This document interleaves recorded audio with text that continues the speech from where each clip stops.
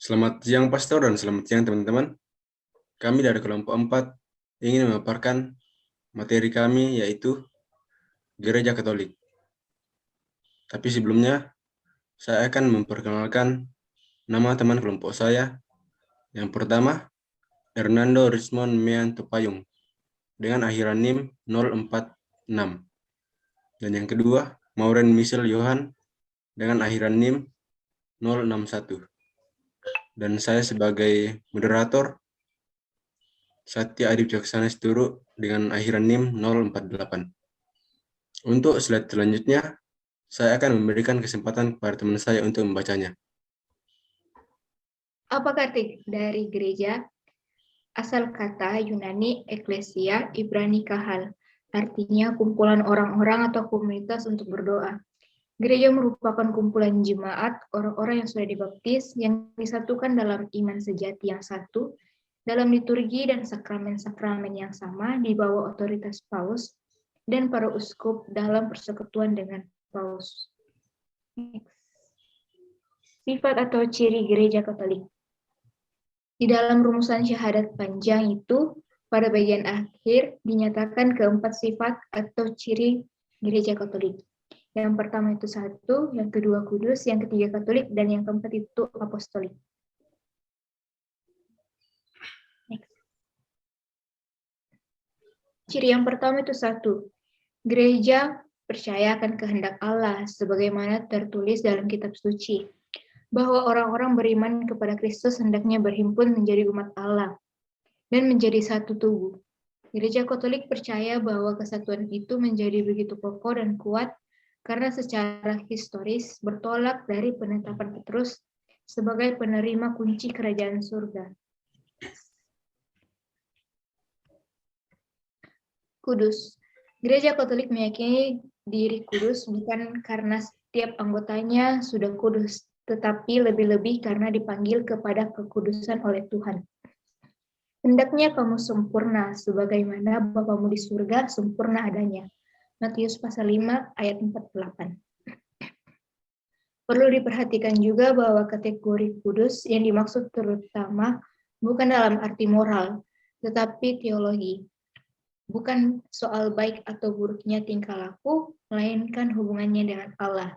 Ini tidak berarti hidup yang sesuai dengan kaidah moral tidak penting. Namun kedekatan dengan yang ilahi itu lebih penting.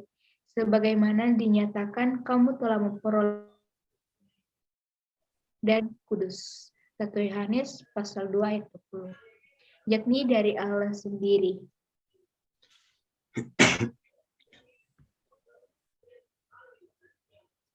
Yang ketiga, Katolik. Ciri yang ketiga dari gereja adalah Katolik. Dari kata Latin, Catholicus, yang berarti universal atau umum.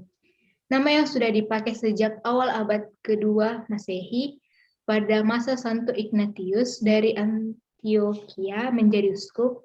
Ciri ini juga sering berlaku untuk gereja Anglikan dan Ortodoks. Ciri Katolik ini mengandung arti gereja yang utuh, lengkap, tidak hanya setengah atau sebagian dalam menerapkan sistem yang berlaku dalam gereja. Bersifat universal, artinya gereja Katolik itu mencakup semua orang yang telah dibaptis.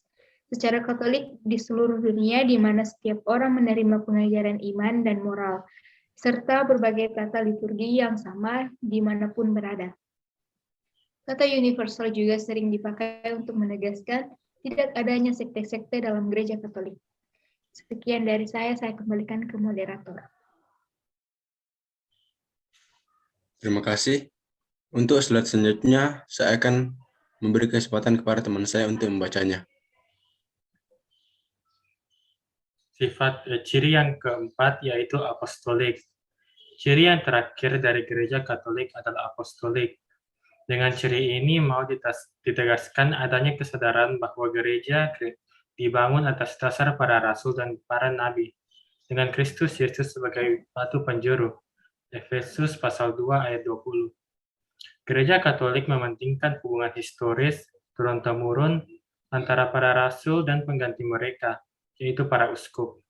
Dengan demikian, juga menjadi jelas mengapa dengan Mengapa gereja Katolik tidak hanya mendasarkan diri dalam hal-hal ajaran-ajaran dan eksistensinya pada kitab suci, melainkan juga pada tradisi suci dan magisterium gereja sepanjang masa. Ada juga sakramen dalam gereja Katolik. Kata sakramen berasal dari bahasa Latin sacramentum, yaitu hal-hal yang berkaitan dengan yang kudus atau yang ilahi. Sakramen juga berarti tanda keselamatan Allah yang diberikan kepada manusia. Yang pertama, sakramen baptis. Sakramen baptis ini adalah sakramen yang menjadi dasar kehidupan sakramental tiap umat Katolik. Dalam rencana penyelamatan Allah, pembaptisan amat sangat penting.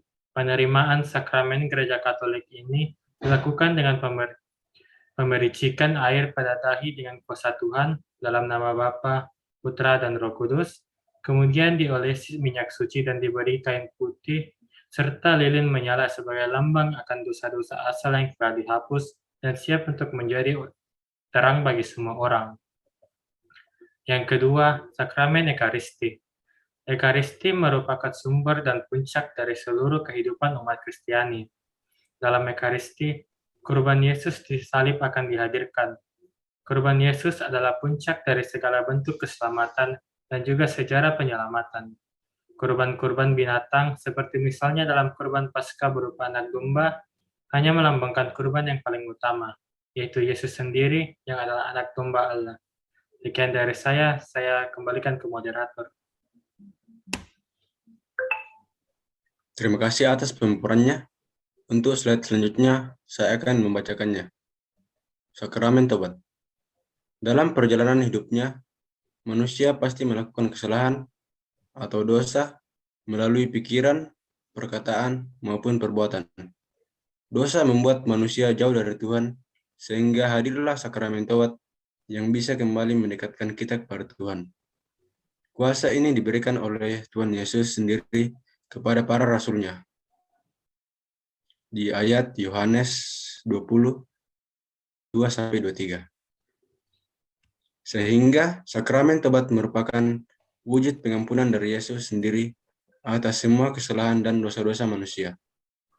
Hal ini berarti manusia bisa terus melakukan dosa, namun sebaliknya manusia harus punya tekad untuk tidak melakukan dosa itu lagi. Slide selanjutnya. Sakramen perkawinan. Dalam hidup manusia, atau laki-laki dan perempuan, diberikan tugas untuk beranak cucu dan memenuhi bumi. Dalam kitab Kejadian. Sebelum itu terjadi, pasangan tersebut harus diikat dahulu menjadi satu dalam sebuah ikatan suci, sakramen perkawinan. Dalam gereja Katolik, sakramen perkawinan sifatnya tidak terceraikan. Di Matius pasal 19 ayat 6. Dan kudus di hadapan Allah. Slide selanjutnya. Sakramen perminyakan. Sejak manusia pertama jatuh ke dalam dosa di Taman Eden, penderitaan dan penyakit menjadi salah satu pengalaman universal yang wajib dialami oleh setiap manusia. Yesus memandang penyembuhan jiwa dan raganya sebagai kesatuan atau bagian dari perutusannya sebagai Mesias, Anak Allah yang hidup. Dalam perjalanannya, Yesus juga mengampuni banyak orang, menyembuhkan orang sakit, memutahirkan orang kusta, menyembuhkan yang lumpuh, dan lain sebagainya. Slide selanjutnya. Sakramen imamat. Dalam sejarah keselamatan, umat Kristen secara mempunyai iman sebagai perantara Allah dan umatnya. Para imam ini mempersembahkan kurban untuk memulihkan dosa manusia dalam ibadah atau karya lain. Imam adalah bagian dari umat Allah yang terpanggil untuk melanjutkan misi penyelamatan Yesus di dunia.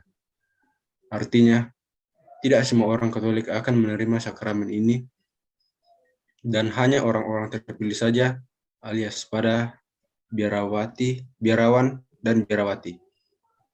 Pemberi sakramen ini hanya boleh dilakukan oleh uskup sebagai wakil paus.